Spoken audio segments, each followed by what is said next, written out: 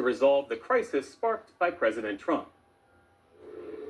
Tonight, Danish and allied European forces are reinforcing their presence in Greenland, sending additional troops as pressure mounts over the future of the Danish territory.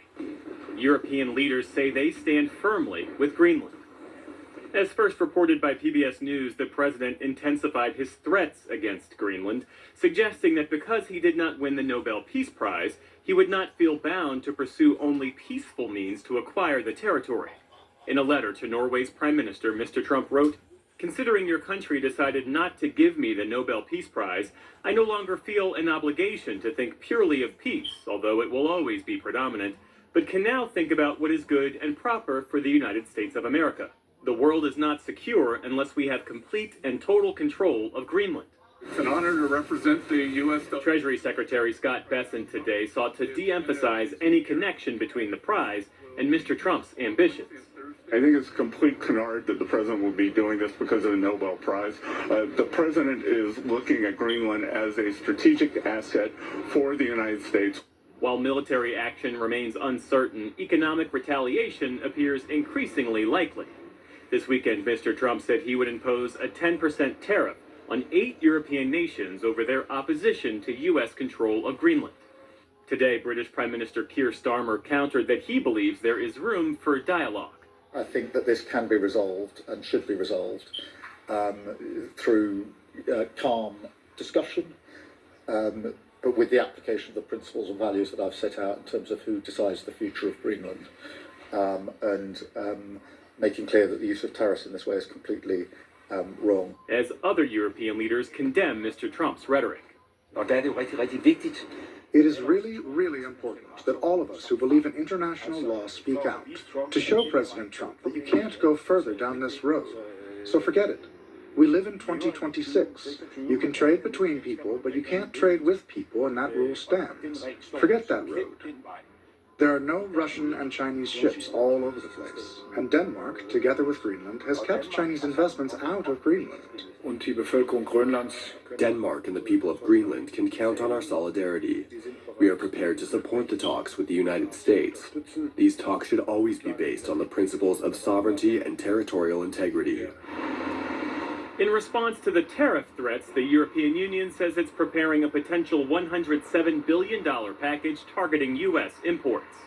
We are part of the same alliance. We make the same threat analysis. We are willing to work together. Most important is that we de-escalate. While global leaders try to figure out the next steps, in Greenland, the message is clear. The country is not for sale. And for perspective, we turn now to Charles Kupchan, Senior Fellow at the Council on Foreign Relations. He served as Senior Director for European Affairs on the National Security Council during the Obama administration. Thanks for being here. Good to be with you. I want to start with the message President Trump sent to Norway's Prime Minister, as first reported by our Nick Schifrin, that because the president was not awarded the Nobel Peace Prize, he no longer feels obligated to, in his words, think purely of peace. What's your reaction to that statement? How does that strike you? It's a very odd reaction. It helps me understand a little bit more what I think is going on in Trump's head. This is in part about resources, rare earths, minerals. It's in part about security. He wants to deal with potential Russian and Chinese incursions or greater presence in the high north. But I also think that Trump is thinking about his legacy. Trump wants to have something to say to the American people when all is said and done. And I think in some ways he wants to join and the girth of the United States. Alongside Thomas Jefferson, the Louisiana Purchase, Andrew Jackson, expansion to the west, James Polk, who took a large chunk of Mexico. He, in his inaugural address, talked about manifest destiny. He mentioned McKinley. He mentioned Teddy Roosevelt, the Spanish-American War. I think part of what's going on here is that Trump wants his legacy to be, I added a big chunk of territory to the United States. And that, in some ways, is the words, the perspectives of a real estate developer. And the president has talked about, he's floated this idea of the U.S. acquiring Greenland before, but this past week, he has escalated the pressure by threatening tariffs on European allies. How do you assess this latest turn in particular? It is a bit of a shock, to be quite honest, in the sense that I thought that this talk of the annexation of Greenland, and he also has mentioned the annexation of Canada, was more bluster than reality. But over the weekend, Trump actually said, okay, on February 1, I'm going to hit Europe with 10% tariffs, and then I'm going to add 25% more come June. And it's like, oh my God, he's serious. And so what we're actually looking at here, if this plays out, as Trump has said it will play out, is the potential coercive annexation of the territory of NATO ally by the United States. That in some ways is the stuff of science fiction. It borders on the unthinkable. But here you and I are talking about it on the NewsHour. And that, I think, puts in relief just what a breakpoint an American tax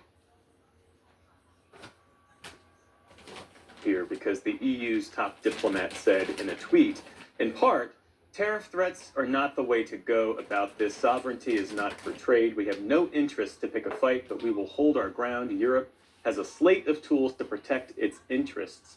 You're in regular contact with European leaders. I think this is a bit of a turning point, and I support what the Europeans have been doing up until now, which is effectively trying to keep Trump on side.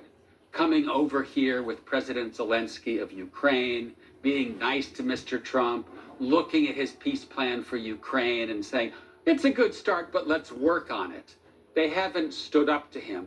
And they haven't done so because the downside risk of a bust-up with the United States is huge, precisely because they are at a moment when they are threatened by Russia. But I do think that this prospect of an American attack against a NATO country crosses a line. Europe has to stand up. And I do think that this week, in a summit that's occurring on Thursday,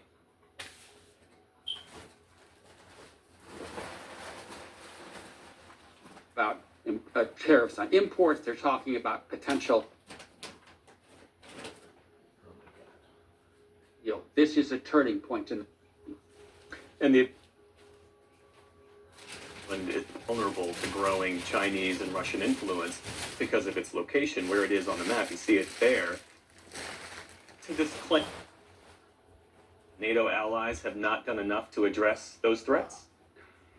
Well, what Trump says he wants to get out of the relationship with Greenland is sensible, right? He's worried about the naval situation, and the Chinese and the Russians are stepping up their activity in the high north. He's concerned about missile defense, and we have a base there. And the radar at that base monitors launches from Russia. It monitors low Earth orbit satellite. It's important. But, and it's a huge but, everything Trump says he wants, including rare earths and minerals, we can get. We have a 1951 agreement with Greenland that allows the United States access, that provides for American bases. And so we don't need to own it to get those benefits. And that's why, in the end of the day, you have to ask what's going on here. And Trump himself said, this is psychologically important to me. I want to own it.